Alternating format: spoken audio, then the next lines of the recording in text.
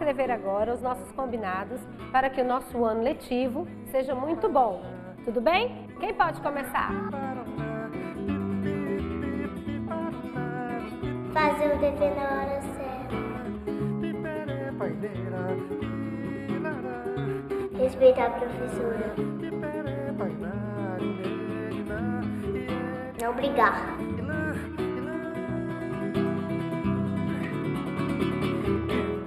Regras, regras, regras. A gente está sempre rodeado por elas. E tem uma que diz: o nosso direito termina onde começa o do outro.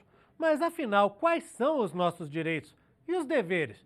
Para começar, é preciso saber o que diz a lei. A minha cidade é cheia de leis, a sua também é. E as leis de um lugar podem ser diferentes das leis de outro lugar. Afinal, cada cidade tem as suas leis municipais e cada estado também tem as suas leis estaduais. Mas é claro que existem as leis federais, aquelas que valem para todo o país. Tem a lei penal, que define o que é crime e o que não é. Tem o Código Civil, que define quando o cidadão se torna maior de idade, pode se casar, comprar uma casa no nome dele.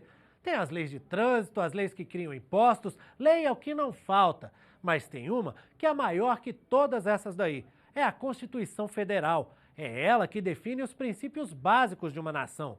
Na Constituição tem tudo explicado, quais são os nossos direitos, quais são os nossos deveres e, principalmente, qual é o papel do governo para garantir que tudo funcione bem. É ela que define as formas de governo e de Estado e também o sistema de governo. Se o país é unitário ou é uma federação, se é uma monarquia ou uma república, se é parlamentarista ou presidencialista. Nenhuma lei municipal ou estadual pode ir contra a Constituição. Mãe de todas as leis. Lei maior. Constituição cidadã. Carta Magna. Constituição Federal.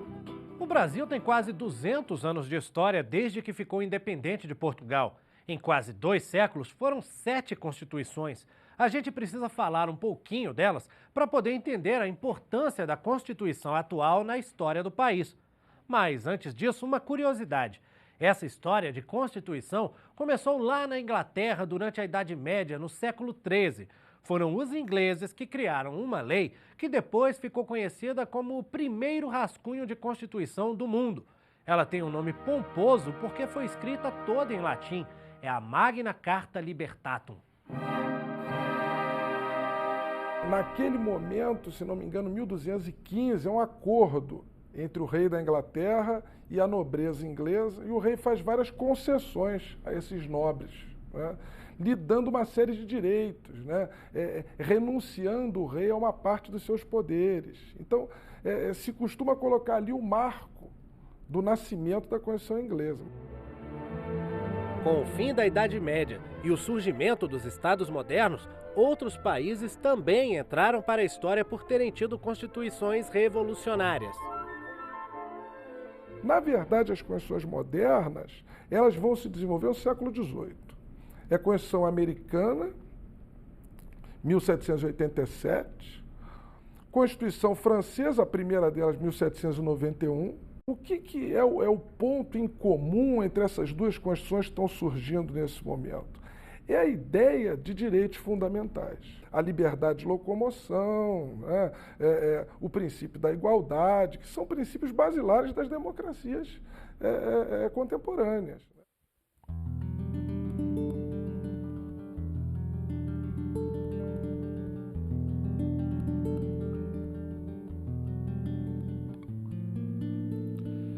Ouviram do Ipiranga as margens plácidas de um povo heróico brado retumbante, e o sol da liberdade em raios fúlgidos brilhou no céu da pátria nesse instante.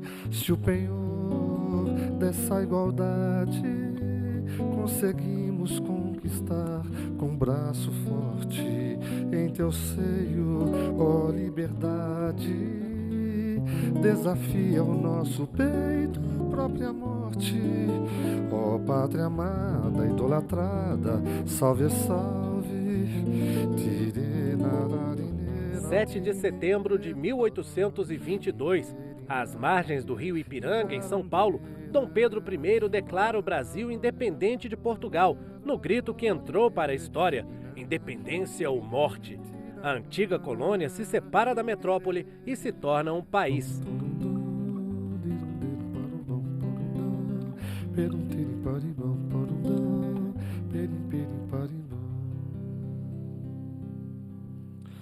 Brava gente brasileira, longe vá, temor servil, ou ficar a pátria livre, ou morrer pelo Brasil, ou ficar a pátria livre, ou morrer pelo Brasil.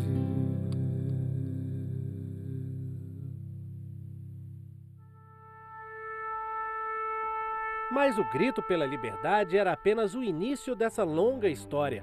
Depois da independência, Dom Pedro I dissolve a Assembleia Constituinte e tira os poderes políticos de deputados e senadores que tentavam criar uma Constituição avançada demais para os interesses do imperador. Em 1824, ele prepara a portas fechadas aquela que seria a primeira e mais duradoura Constituição brasileira.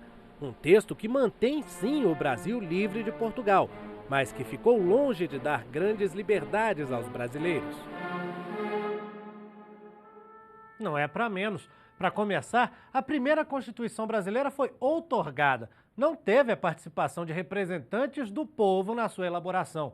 Pelo texto, o Império do Brasil, como se chamava o país na época, se organizava através de um Estado unitário, na forma de uma monarquia hereditária. Quer dizer, o poder do monarca governante era herdado de pai para filho, sem a possibilidade de eleição. Além dos três poderes tradicionais, executivo, legislativo e judiciário, havia o poder moderador. Este poder estava acima de todos os outros e ficava concentrado, claro, nas mãos de Dom Pedro I. Com ele, o imperador acabava interferindo no processo de elaboração das leis e nas decisões das cortes. O único poder para o qual havia eleição era o legislativo, mas para se votar em deputados e senadores era preciso comprovar uma renda mínima e a eleição era indireta. Os que ganhavam pelo menos R$100.000 por ano escolhiam o grupo de pessoas que, de fato, elegiam os deputados e senadores. Esses eleitores precisavam receber até R$200.000 por ano. E, para ser eleito, o candidato tinha que ganhar mais, R$400.000. É o chamado voto censitário. Na prática, uma forma de deixar de fora das decisões os brasileiros mais pobres. Voto de escravos, então, nem pensar. E as mulheres também eram excluídas. Não podiam votar, nem muito menos se candidatar a cargo nenhum. Outra coisa, o voto não era secreto. Todo mundo sabia em quem o eleitor estava votando. E pela Constituição de 1824, o catolicismo foi declarado religião oficial do Brasil. Cabia ao imperador a nomeação para os cargos mais importantes da Igreja. Liberdade, liberdade, abre as asas sobre nós, das lutas na tempestade, dá que ouçamos tua voz. Irie, inaineira, irine, tireina, irie, inara, irie.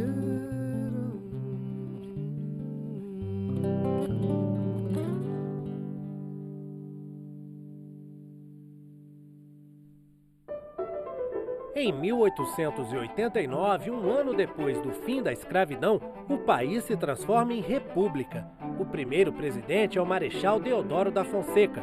O antigo império passa a se chamar Estados Unidos do Brasil, uma república federativa que consagra a autonomia das antigas províncias, que passam a se chamar estados. Desde a segunda metade do século XIX, o país já experimentava mudanças que se tornavam incompatíveis com o modelo de monarquia. A produção de café prolifera e enriquece uma nova elite de grandes produtores. Imigrantes europeus vêm produzir no país e adotam a mão de obra assalariada, em substituição aos escravos. E Visconde de Mauá ajuda o país a ingressar na modernidade, investindo na indústria e na infraestrutura. Criam-se ferrovias, crescem as cidades.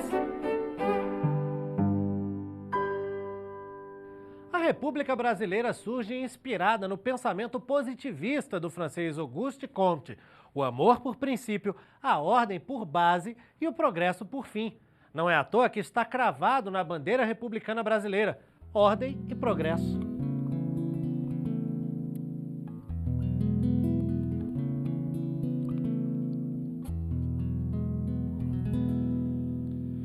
Recebe o afeto que se encerra em nosso peito juvenil,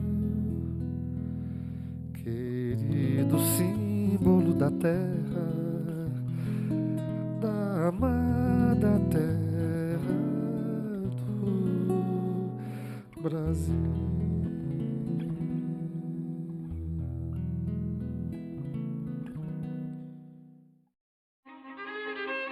Para manter a ordem e buscar o progresso, era preciso então uma nova Constituição. Em 1890, reúne-se a Assembleia Constituinte, que vota e aprova no ano seguinte o novo texto constitucional brasileiro. A Constituição Republicana de 1891 teve como mentor o advogado e jornalista Rui Barbosa. Pela primeira vez, a noção dos direitos individuais e sociais. Há, por exemplo, a preocupação de colocar na lei maior o habeas corpus, o mandado de segurança, que são instrumentos que podem ser utilizados por qualquer cidadão toda vez que ele sente que os seus direitos estão sendo ofendidos, estão sendo atingidos, inclusive pelas próprias autoridades. Acho que isso é um grande avanço.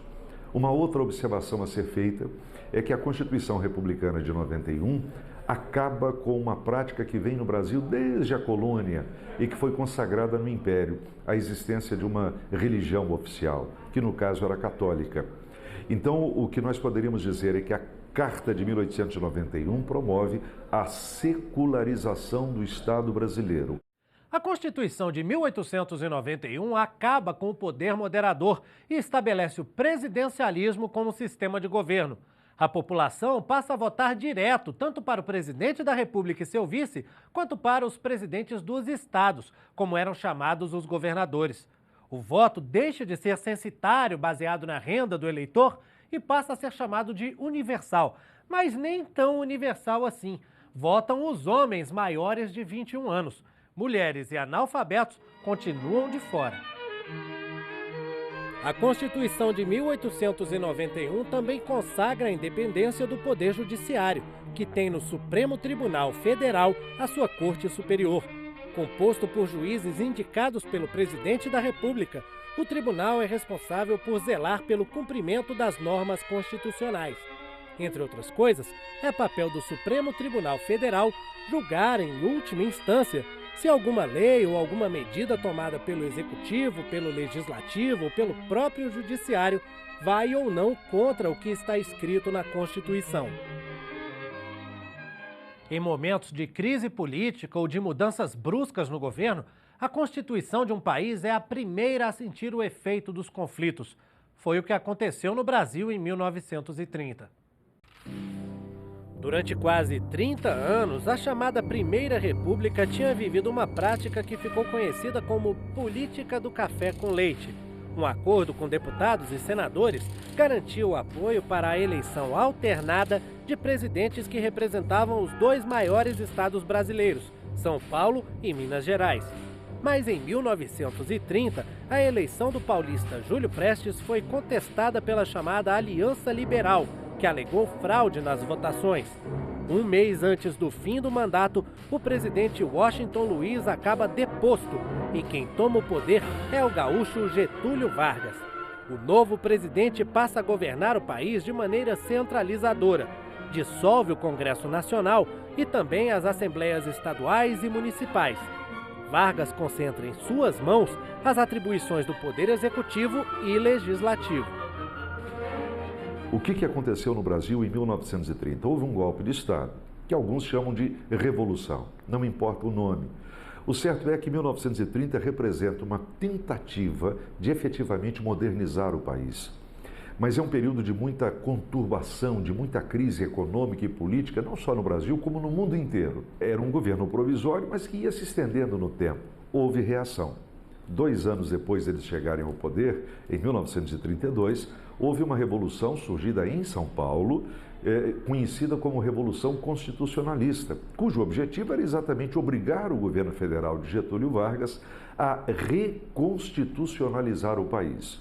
Vargas vence militarmente, mas, sob o ponto de vista político, ele é obrigado a reconhecer que não podia continuar com essa situação por muito tempo.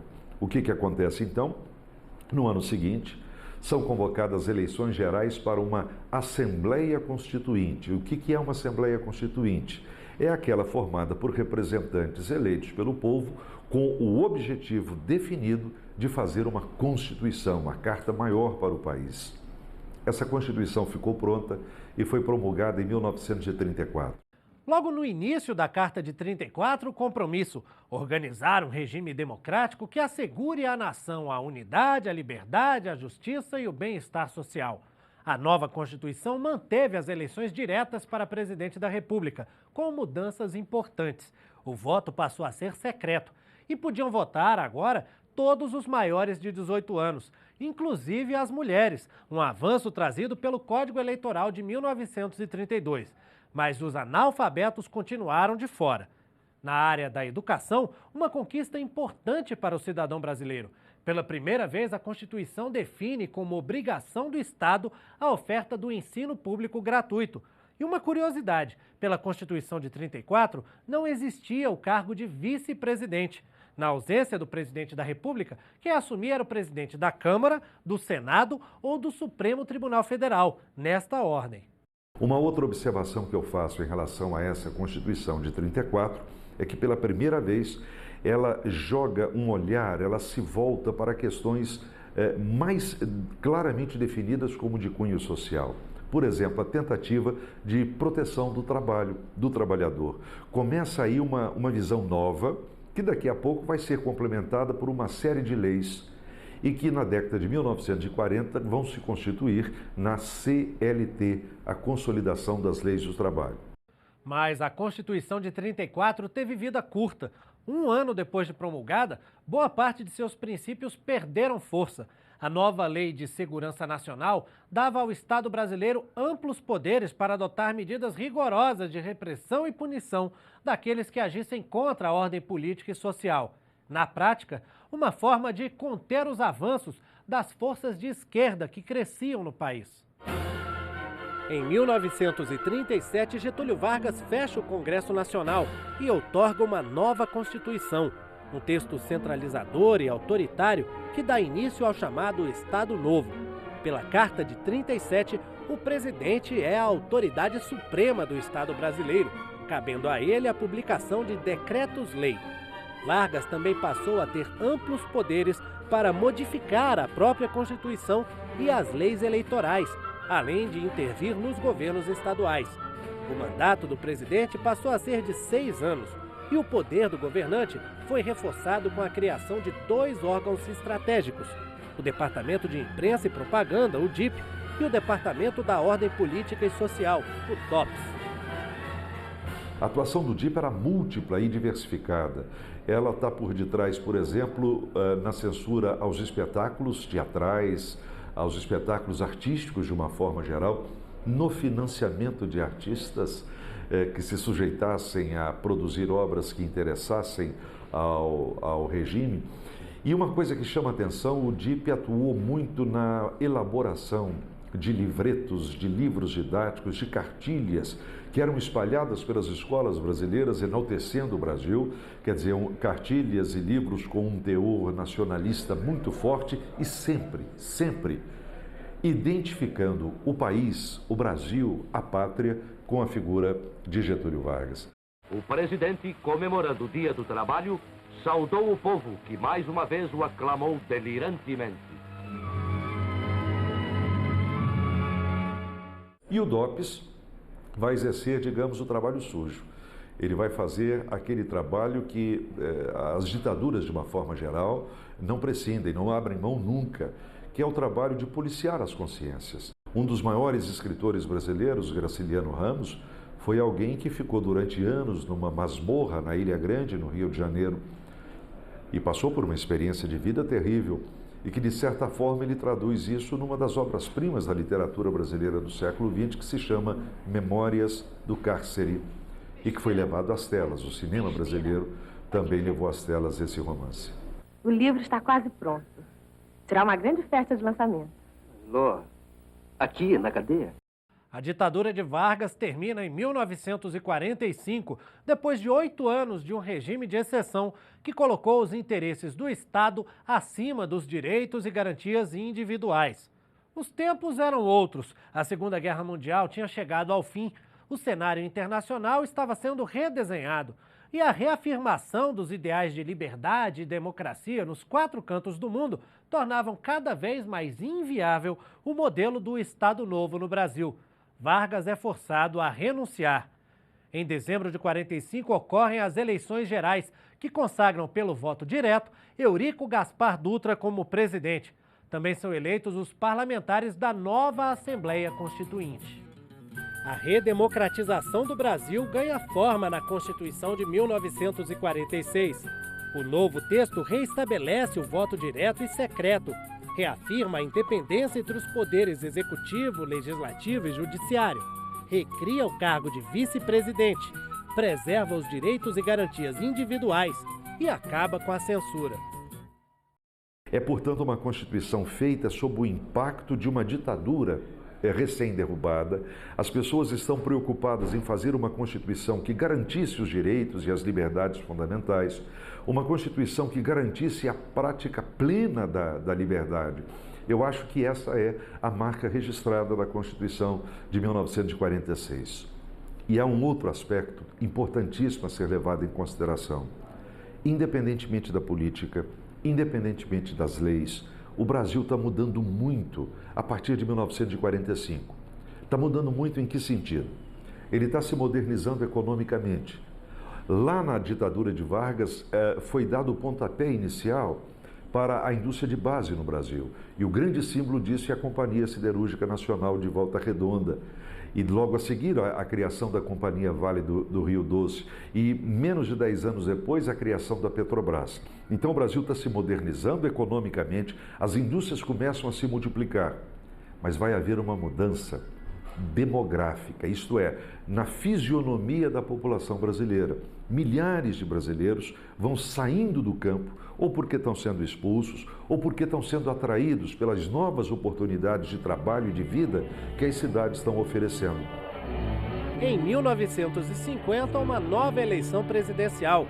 Vence pelo voto direto o ex-presidente Getúlio Vargas, que assume dessa vez um governo de regime democrático. Mas a sua permanência no poder não seria fácil.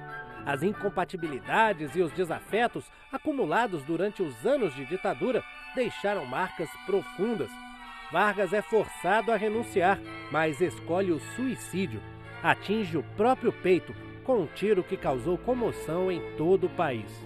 Dezenas de milhares de pessoas choraram no último adeus àquele que simboliza uma fase de nossa vida social e política. Em janeiro de 1956, assume a presidência Juscelino Kubitschek de Oliveira, escolhido pelo povo em eleições diretas. Os anos JK dão ao país uma cara mais moderna. Obras de infraestrutura abrem rodovias e hidrelétricas. As indústrias se multiplicam. Os automóveis ocupam as ruas e os eletrodomésticos invadem a casa do brasileiro. Muda também a geografia do país. O Rio de Janeiro, capital brasileira desde os tempos do Império, perde o posto e vira estado da Guanabara. Nasce em 1960, no centro do Brasil, o Distrito Federal e a nova capital, Brasília.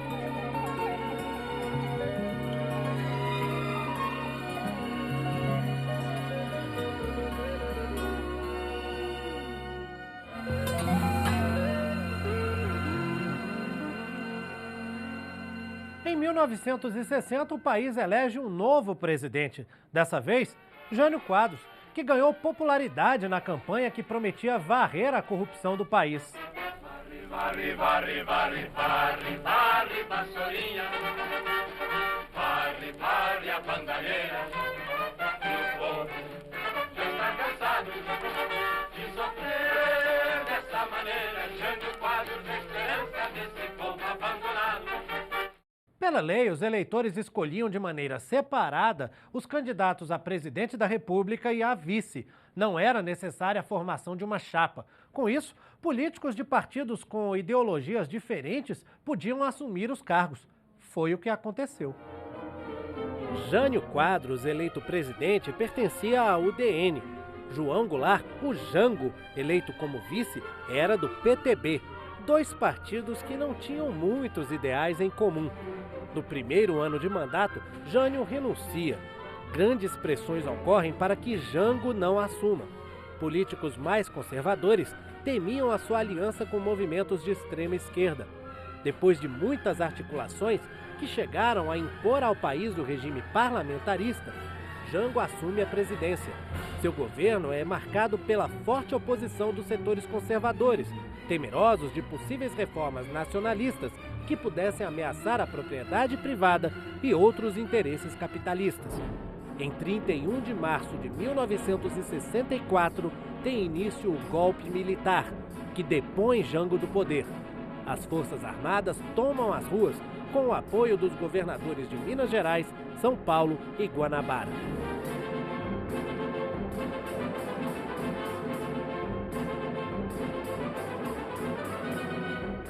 Poucos dias depois do golpe, o ato institucional número 1 suspende a Constituição de 46 e estabelece a eleição indireta para presidente da República. Em 15 de abril, toma posse o Marechal Castelo Branco. Vários outros atos do governo dão força ao regime militar. Em 1967, sofrendo forte pressão das Forças Armadas, o Congresso aprova uma nova Constituição que mantém o regime. No mesmo ano, uma nova Lei de Segurança Nacional também reforça os poderes do Estado.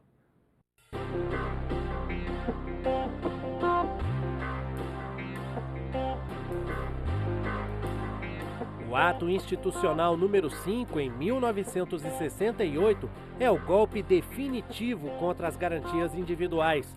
O Congresso Nacional é obrigado a interromper as atividades. Políticos de oposição têm seus direitos cassados. O governo militar concentra poderes absolutos e leva a linha dura até as últimas consequências. Pune com tortura, prisão e morte aqueles que vão contra o regime. Com o AI-5, jornais, revistas e televisão sofrem censura. Artistas são calados. Intelectuais são obrigados a deixar o país exilados. Vai, meu irmão, pegue esse avião, você tem razão. Eu aprendi muito no exílio, sofri muito no exílio, que eu cheguei no México só com a roupa do corpo. Só com a roupa do corpo.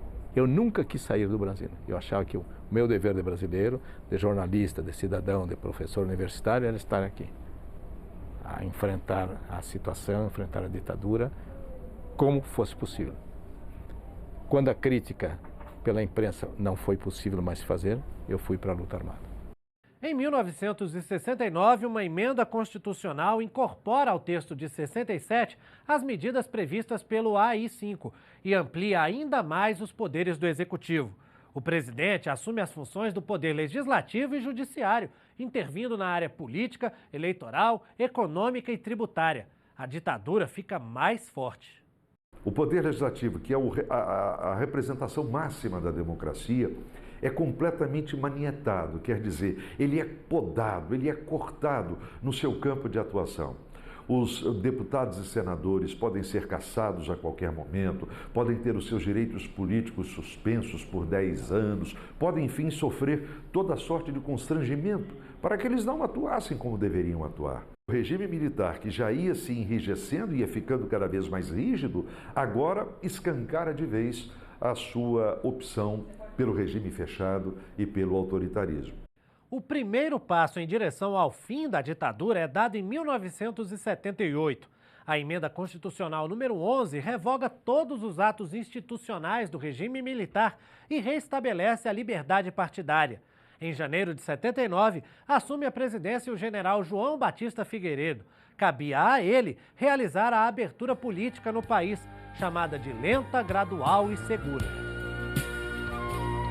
Em 1984, o povo foi às ruas pedir o voto direto para presidente. O povo paga imposto, é uma exigência, mas quem paga também pode cobrar.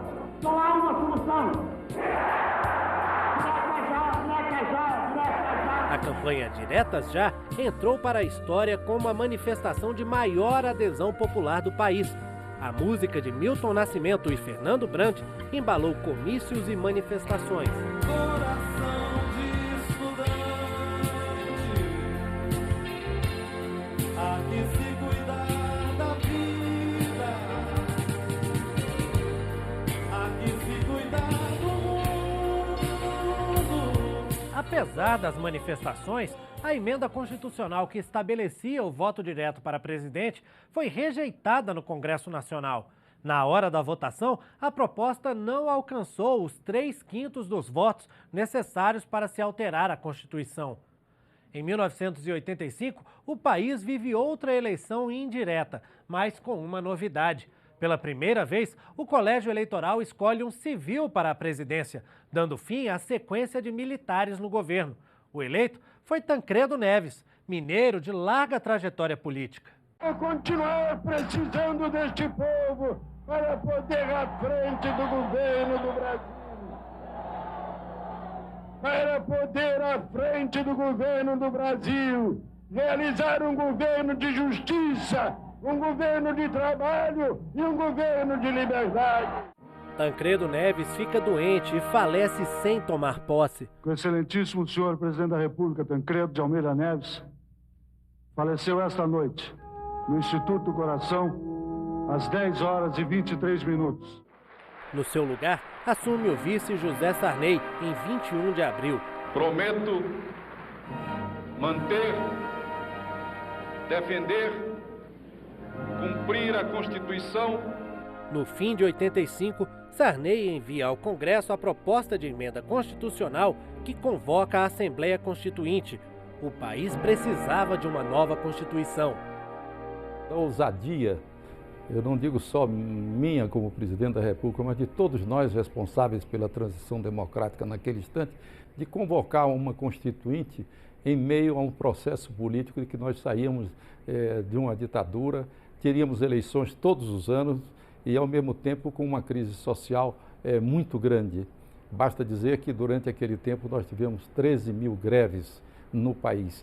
Então, quando se tira uma tampa de uma panela, ela está fervendo, era o caso da transição democrática, evidentemente que ela começa a entrar em ebulição. Ulisses Guimarães comandou os trabalhos. Como presidente da Assembleia Nacional Constituinte, recebeu propostas de todo o país, numa demonstração de compromisso com a diversidade, com a liberdade, com a democracia. O processo de elaboração da nova Constituição foi marcado por grande participação popular.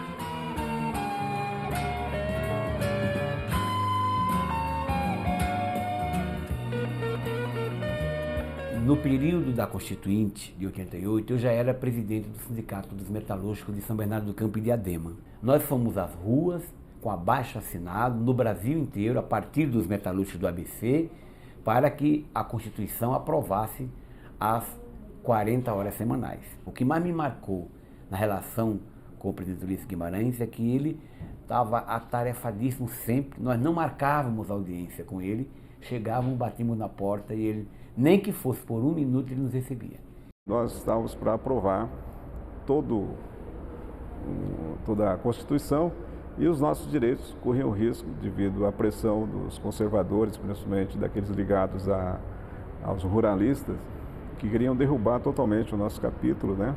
Então, começamos a cantar um canto de guerra, todo mundo estava pintado, jenipapo, urucum, e ele recebeu a gente por essa pressão cultural, vamos chamar assim, né? Só que o guerreiro que ficou incumbido de entregar o cocar como símbolo dessa relação, dessa aliança, colocou na cabeça dele porque era importante também para nós mostrar para toda a sociedade brasileira de que nós estamos fazendo uma aliança de seriedade com o homem branco. Nós éramos 26 mulheres no meio de 500 e tantos homens, né? E quando nós chegamos lá, houve aquele estranhamento por parte dos companheiros homens, né? O que essas mulheres vieram fazer aqui, né?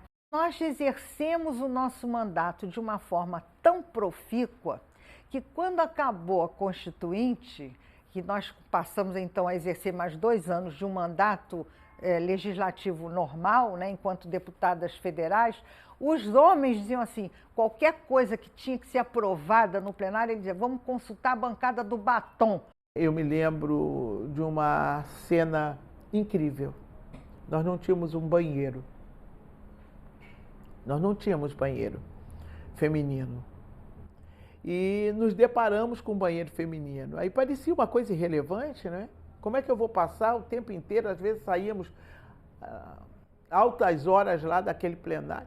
Como é que nós poderíamos conviver com um plenário? Porque no imaginário, sei lá, não se imaginava chegar uma mulherada daquela que chegou, né, naquele processo. Então, vamos dando um jeito. Então, ali foi colocado aquele banheiro feminino ali e as coisas começaram a mudar. E nós, mulheres, demos um show na Constituinte.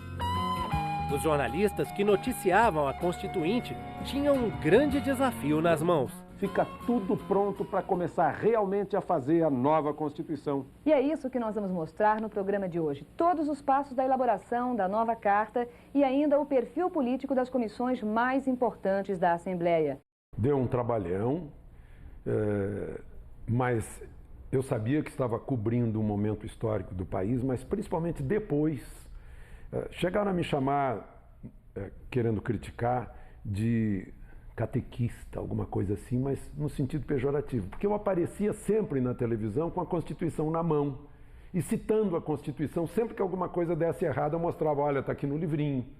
Era uma espécie de catequese mesmo, mostrando, olha gente, não é mais ato institucional, agora é uma Constituição e temos que cumpri-la, temos que nos acostumar a isso. A diferença entre ser civilizado e ser selvagem é ter uma Constituição, uma lei maior. Foi uma cobertura, para mim, extremamente trabalhosa. Era uma cobertura extremamente trabalhosa. Eu me achei, num determinado momento, fazendo uma cobertura de um teorema de matemática. Porque havia redação, transformar as ideias em redação, havia as discussões, os interesses. Eu acho que a imprensa captou pouco disso. A imprensa não se aprofundou.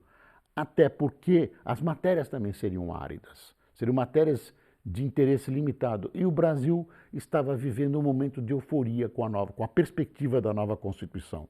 A impressão que você tinha que o que o leitor queria era a parte mais emocional da Constituição, direitos humanos, direitos individuais, tanto que a Constituição acabou inserindo tudo. Ela tem um aspecto, ela é uma grande festa da cidadania. Em 5 de outubro de 1988, Ulisses Guimarães promulga aquela que apelidou com carinho e orgulho de Constituição Cidadã. Declaro promulgada o documento da liberdade, da dignidade, da democracia, da justiça social no Brasil. Que Deus nos ajude que isto se cumpra.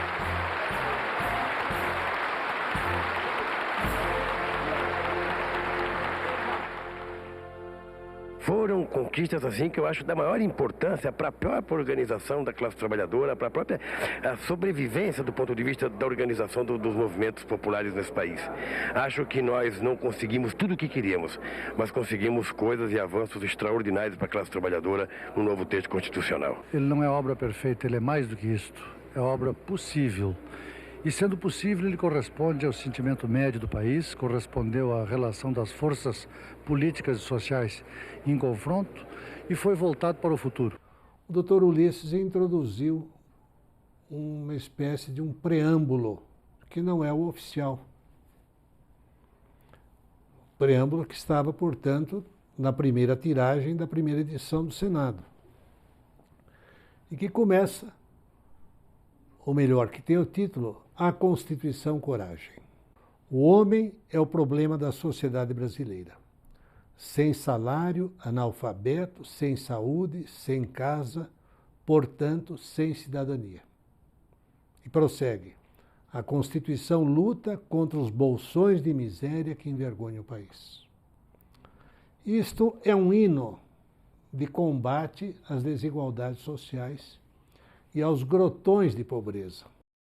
Em 1985, 2 emendas à Constituição de 67 já haviam trazido conquistas importantes para o eleitor brasileiro. Passaram a votar o analfabeto e os maiores de 16 anos.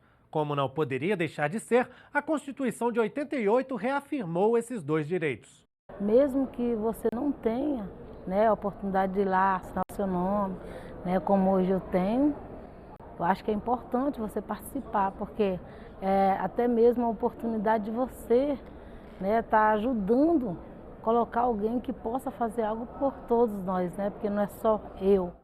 A Constituição de 88 tem 250 artigos. Para alguns é um excesso, para outros, uma forma de garantir conquistas importantes. Você pode dividir basicamente a Constituição em setores, numa visão moderníssima do mundo, no sentido dos direitos individuais, toda essa parte da Constituição é irretocável, né? De criar um país quase utópico, com cidadania e tal. E do outro lado, você tem uma Constituição que quis abrigar tudo, quis resolver todos os problemas nacionais, e existia também a ideia na Constituição de abrigar todas as posições de todas as pessoas, de que ela fosse um produto de todo o pensamento nacional. Acho que isso acabou prejudicando a Constituição. A Constituição inovou. Eu tive a honra de escrever essa parte. Inovou dizendo que o patrimônio cultural é feito de bens materiais e imaterial. A gente pode pensar o Brasil sem o samba? A gente pode pensar o Brasil sem nossa culinária, sem nossas danças, sem nossos hábitos? Então, é possível pensar o Rio de Janeiro sem Garota de Ipanema?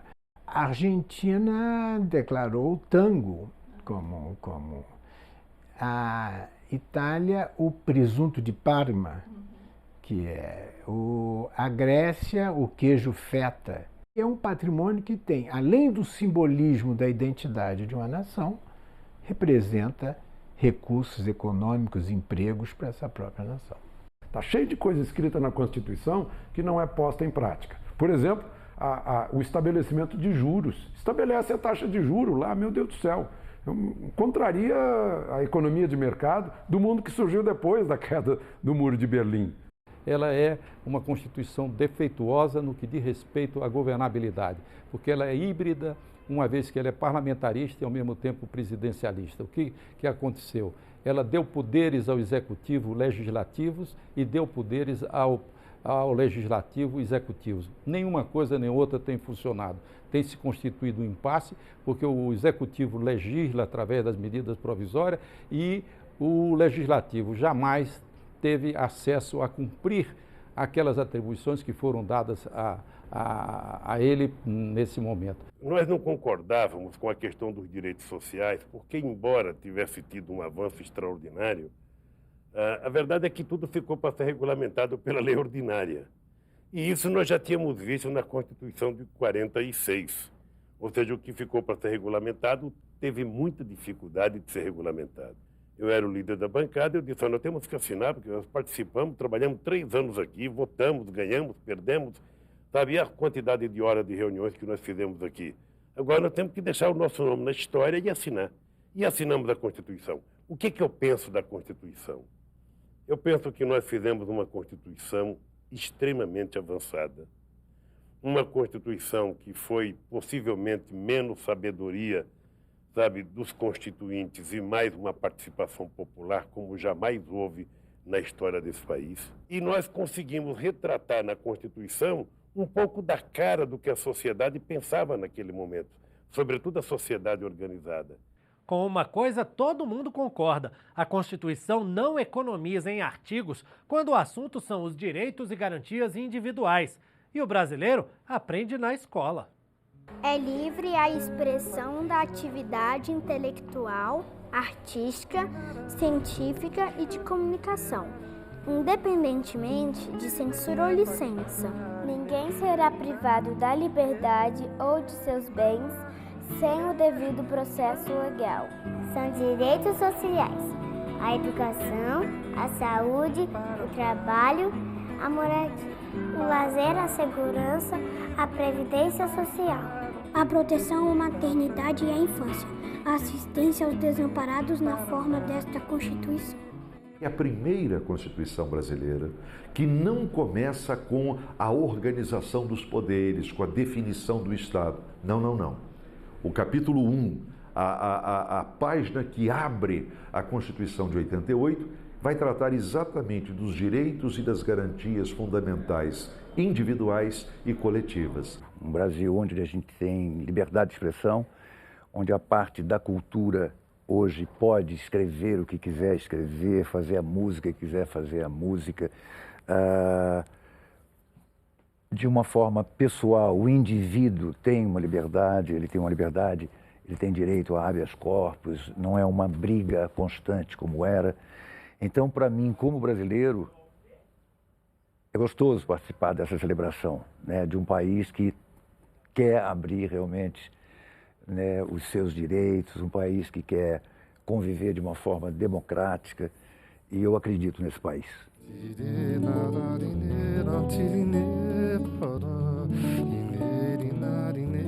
Inaram